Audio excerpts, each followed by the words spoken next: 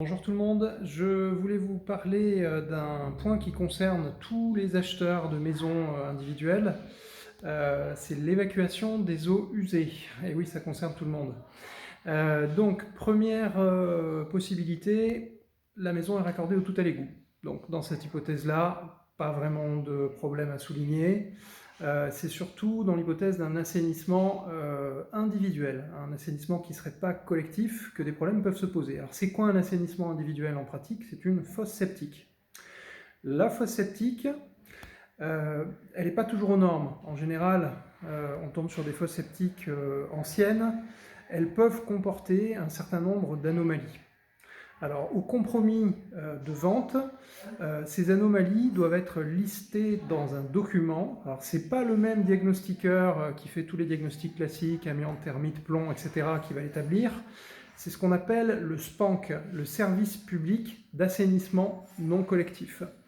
Alors, le SPANC, messieurs, dames les vendeurs, il vaut mieux vous y prendre à l'avance pour le faire intervenir, parce qu'en général, ça met du temps. Entre le moment où vous prenez rendez-vous et le moment où il passe, il y a un certain nombre de semaines qui peuvent s'écouler. Et de même, un certain nombre de semaines peuvent aussi s'écouler entre le moment où il est passé et le moment où le rapport est disponible. Donc autant vous dire qu'il faut s'y prendre à l'avance. Faire en sorte aussi que les regards de la fosse septique soient accessibles lors de son passage. S'il arrive et qu'il ne voit pas l'accès ouvert à la fosse, il ne pourra pas faire son contrôle. Il ne pourra pas lister les anomalies.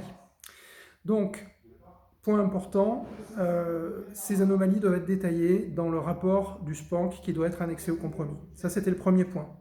Le deuxième point, c'est qu'en pratique, le coût de réfection d'une fosse septique, c'est pas quelque chose qu'on doit prendre à la légère. En général, sur des fosses septiques anciennes, la réfection de la fosse, c'est un coût entre 15 000 et 20 000 euros. Voilà, donc deuxième point, ça peut coûter cher. Parfois, vous avez une maison à rénover et vous avez également la fosse à changer.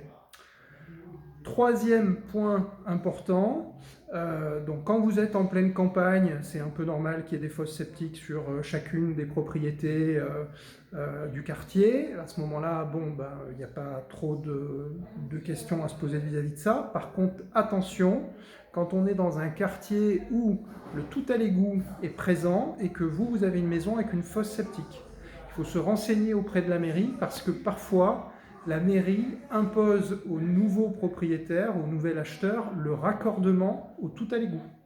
Et ce raccordement peut être coûteux selon la distance entre la maison et les réseaux. Donc voilà, je voulais attirer votre attention sur ces trois points-là. Pour ce qui concerne donc les maisons, l'évacuation des eaux usées, pensez-y, c'est des sujets à soulever quand vous visitez une maison.